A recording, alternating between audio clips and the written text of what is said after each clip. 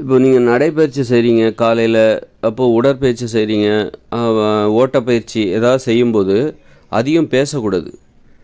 அதிகம் பேசாமல் இருந்தால் தான் எதுக்கு ஏன்னா இப்போ நீங்கள் ஒரு 4 பேர் சேர்ந்து நடைப்பயிற்சி செய்கிறீங்க. உங்கள் நண்பர்கள்லாம் சேர்ந்து, உங்கள் தோழிகள்லாம் சேர்ந்து 4 பேர் ஒன்றா சேர்ந்து பேசி வச்சு வாக்கிங் போகலாம், ரன்னிங் போகலாம், ஜாக்கிங் போகலாம் அப்படின்னு சொல்லிவிட்டு நீங்கள் கிளம்பி போகிறீங்க. அப்போ உட்காந்து சகஜமாக பேசிக்கிட்டே போனீங்கன்னா உங்களுக்கு போட்டி மனப்பான்மை இருக்காது. இப்போ ஒரு நடைப்பயிற்சி செய்கிறோம் அப்படின்னா வேகமாக நடக்கிறதுல நமக்கு ஆர்வமாக இருக்கணும். வேகமாக நடக்கணும்.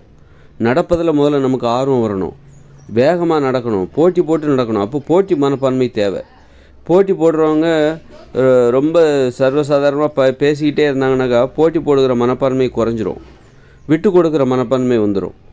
4 பேர் கூட நம்ம பேசும்போது விட்டு கொடுத்து தான் பேசுவோம். அவங்க ஒரு கருத்து வைப்பாங்க, நாம் கேட்போம். நம்ம கருத்தை கேட்கும்போது அவங்க விட்டு கொடுத்து கேட்பாங்க. பேசுகிறத நிறுத்திட்டு அவங்க கேட்பாங்க. இப்படி விட்டு கொடுக்குற மனப்பான்மை பேசும்போது நமக்கு ஏற்படும்.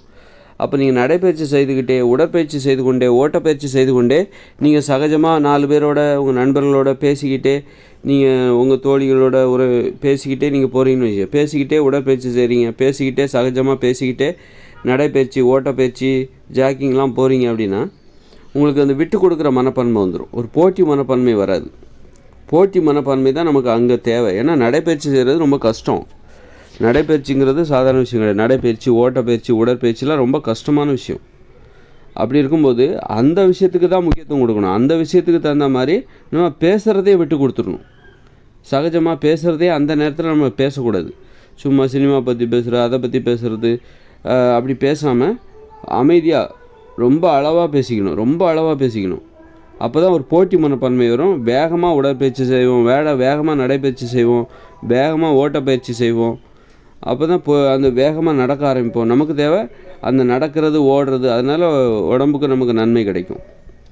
அதனால் நடக்கிறது தான் நமக்கு. ஏன்னா நடக்கிறதே கஷ்டம், அந்த நடைப்பயிற்சி செய்கிறதே கஷ்டம், ஓட்டப்பயிற்சி செய்கிறதே கஷ்டம். அப்படி இருக்கும்போது அப்போ அதை எப்படி நம்ம ஆர்வமாக செய்வோம் அப்படின்னா நமக்கு ஒரு போட்டி மனப்பான்மை வந்துடணும். போட்டி போட்டு நடக்கணும், போட்டி போட்டு ஓடணும், போட்டி போட்டு உடற்பயிற்சி செய்யணும். அதனால் போட்டி மனப்பான்மை தான் முக்கியம். போட்டி மனப்பான்மையை பாதுகாத்து கொண்டு நம்ம நடைப்பயிற்சி செய்யணும். இதெல்லாம் நடைப்பயிற்சியே செய்ய முடியும். நடைப்பயிற்சியில் நமக்கு ஒரு போட்டி மனப்பான்மை தேவை. உடற்பயிற்சியில் ஒரு போட்டி மனப்பான்மை தேவை. ஓட்டப்பயிற்சி செய்கிறீங்களா, ஜாக்கிங் போகிறீங்களா, ஒரு போட்டி மனப்பான்மை தேவை. 4 பேரோட சேர்ந்து போகும்போது கூட நமக்கு இன்னும் இப்போ தனியாக போனால் கூட நமக்கு ஒரு போட்டி மனப்பான்மை மனசுக்குள்ளே இருக்கணும். அப்போ 4 பேரோட சேர்ந்து போகும்போது அந்த போட்டி மனப்பான்மையை இழந்துடக்கூடாது. சகஜமாக பேசிக்கிட்டு, சினிமா பற்றி, அரசியலை பற்றி பேசிக்கிட்டு, விட்டு கொடுத்து பேசிக்கிட்டு அப்படியே நீங்கள் நடந்து போகிறீங்கன்னா போட்டி மனப்பான்மை குறைஞ்சிரும். போட்டி போட்டு நடக்க மாட்டேங்க. அதனால் போட்டி மனப்பான்மை தான் அங்கே முக்கியம். தனித்து செயல்படணும். நடைப்பயிற்சி செய்கிறக்காக தான் நீங்கள் அங்கே போகிறீங்க. அப்போது நீங்கள் நடைப்பயிற்சிக்கு தான் முக்கியத்துவம் கொடுக்கணும். நடைப்பயிற்சி செய்வதற்கு அதை நடைப்பயிற்சியாக பார்க்காதீங்க, நடை போட்டியாக பாருங்கள். அதை ஏன் பயிற்சியாக பார்க்குறீங்க? நடைப்பயிற்சி செய்வதற்கான போட்டி அப்படி கூட வச்சுக்கலாம். நடைப்பயிற்சி போட்டி, ஓட்டப்பயிற்சி போட்டி, உடற்பயிற்சி போட்டி, அப்படி அதை நினச்சிக்கோங்க. இப்போ ஏதாவது பேசுவதாக இருந்தால் அந்த பயிற்சி முடிஞ்ச பிறகு பேசுங்க. சும்மா ஓய்வாக இருக்கும்போது பேசுங்க. அந்த பயிற்சியில் போட்டியில் இருக்கும்போது பேச வேண்டாம். போட்டி போடும்போது பேசுவதை குறைத்து கொள்ள வேண்டும். அப்போ தான் ஒழுங்காக போட்டி போட முடியும். நமக்கு தேவை ஆர்வமாக நடைப்பயிற்சி செய்யணும், ஓட்டப்பயிற்சி செய்யணும், உடற்பயிற்சி செய்யணும். ஆர்வம், ஈடுபாடு, வேகம், அதுதான் தேவை. அதுக்கு அதை பாதிக்கக்கூடிய விஷயங்கள் எதெல்லாம் இருக்கோ அதெல்லாம் தவிர்த்துடணும். இப்போ 4 பேரோட உங்கள் நண்பர்களோட போகிறீங்க, தோழிகளோடு போகிறீங்க ஒரு நடைப்பயிற்சி செய்கிறதுக்கு. அப்படி இருக்கும்போது நீங்கள் பேசுகிற பேச்சுகள் இருக்குல்ல, சகஜமாக ஜாலியாக பேசிட்டு நீங்கள் போகும்போது என்ன ஆகுன்னா அந்த வேகம் குறைஞ்சிரும். விட்டு கொடுத்து பேசிக்கிட்டு இருப்பீங்க. பேசுதல் அப்படின்னாலே விட்டு கொடுத்து தான். உறவு முறைக்கு முக்கியத்துவம் கொடுத்து நம்ம விட்டு கொடுத்து தான் பேசுவோம். அவங்க ஒரு கருத்து சொல்லுவாங்க, நாம் விட்டு கொடுப்போம்.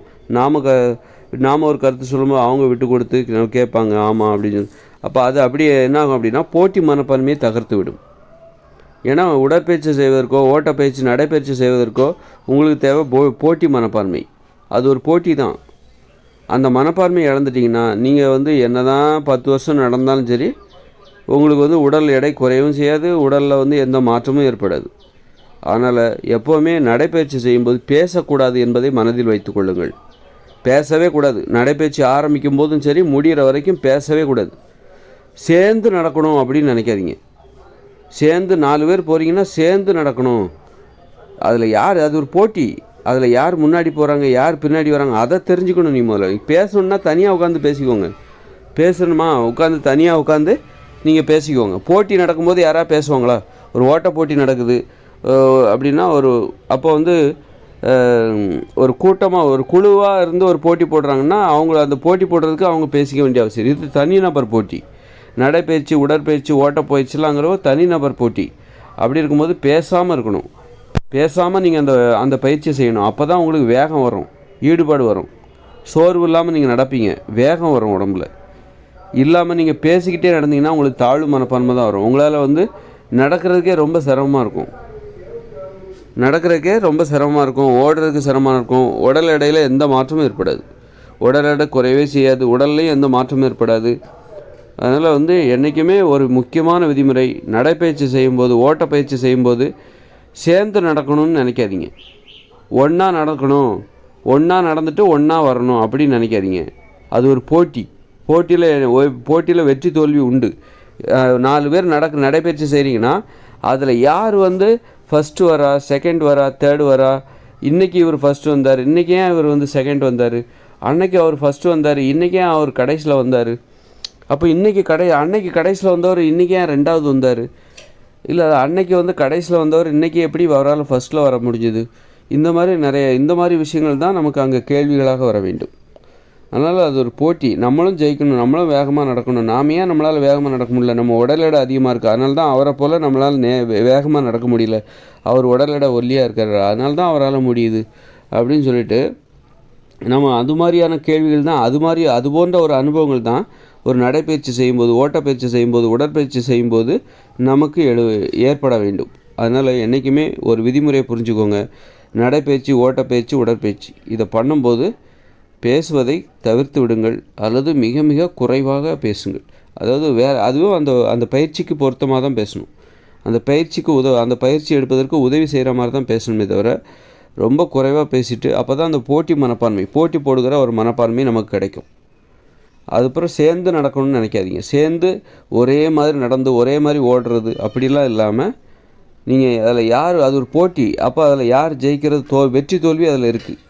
நாம் வாங்க நடைப்பயிற்சி போட்டி நடத்தலாம், டெய்லி வாங்க நடைப்பயிற்சி போட்டி, இன்றைக்கி யார் ஜெயிக்கிறான்னு பார்க்கலாம். விளையாடுறது இப்போ 4 பேர் சேர்ந்து விளையாடினாங்கன்னா அதில் வெற்றி தோல்வி இருக்குதா இல்லையா?